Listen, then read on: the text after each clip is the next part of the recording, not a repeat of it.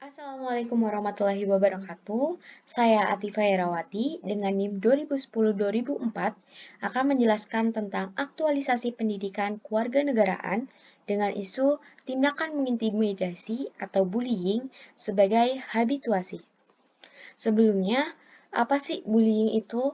Bullying atau perundungan sendiri adalah sebuah kegiatan penyalahgunaan kekuasaan atau kekuatan yang bertujuan untuk menyakiti orang lain, baik dalam bentuk fisik, psikis, atau perkataan, sehingga sang korban seringnya akan merasakan sakit, depresi, atau terjebak dalam keputusasaan. Biasanya, pelaku adalah orang yang merasa mempunyai posisi yang lebih tinggi atau lebih kuat dari sang korban.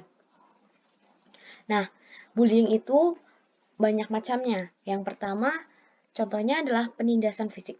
Penindasan fisik ini merupakan penindasan yang dilakukan dengan cara melibatkan fisik, seperti melukai tubuh, yang dapat menyebabkan efek jangka pendek maupun jangka panjang.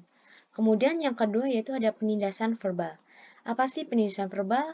Jadi penindasan verbal ini adalah pengintimidasian yang melibatkan kata-kata baik secara tertulis maupun terucap. Contohnya seperti mengejek, menghina, mengancam, dan lain-lain. Kemudian yang ketiga adalah tindakan pengucilan.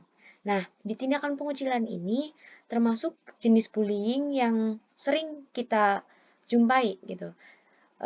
Jenis bullying ini tidak menyakiti, tidak disakiti secara fisik maupun verbal, tetapi justru dimusuhi dan diabaikan oleh lingkungan pergaulannya.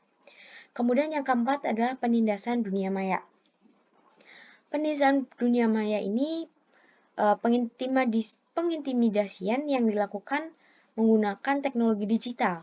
Contohnya seperti mengunggah atau foto atau video yang tidak pantas, menyebarkan gosip secara online, dan menggunakan informasi orang lain di media sosial. Kemudian yang terakhir yaitu penindasan seksual. Nah, di tindakan ini termasuk pembulian yang sangat fatal akibatnya. Tindakan yang berbahaya dan memalukan seseorang secara seksual. Kemudian ada beberapa contoh kasus bullying di Indonesia. Yaitu contohnya ada di Sulawesi Utara, bocah 12 tahun di Sulawesi Utara eh, terkena bullying gitu, di media sosial. Kemudian ada juga di Sulawesi Utara lagi si korban merasa memiliki trauma yang sangat berat karena dibully, karena dipukuli begitu. Kemudian di Minahasa juga ada bocah 13 tahun yang dibully dan mengalami luka trauma gitu.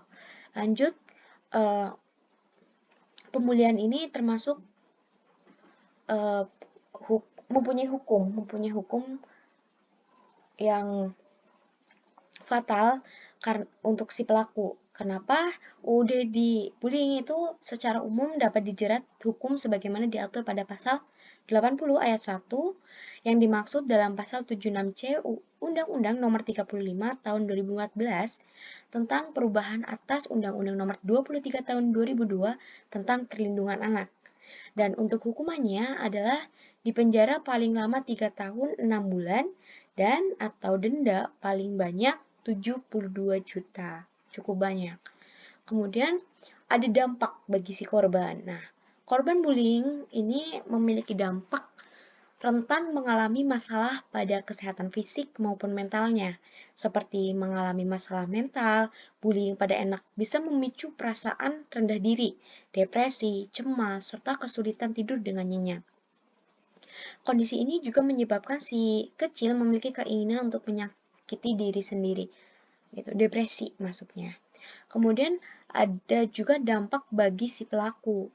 Nah, pelaku pembuli berisiko tumbuh menjadi seorang dewasa yang tidak bahagia.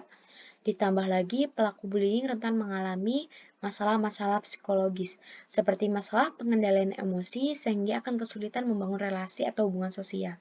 Apalagi jika sudah fatal dan dia bisa masuk ke undang-undang hukumannya. Begitu. Terima kasih untuk penjelasan dari isu isu pembulian ini. Terima kasih. Wassalamualaikum warahmatullahi wabarakatuh.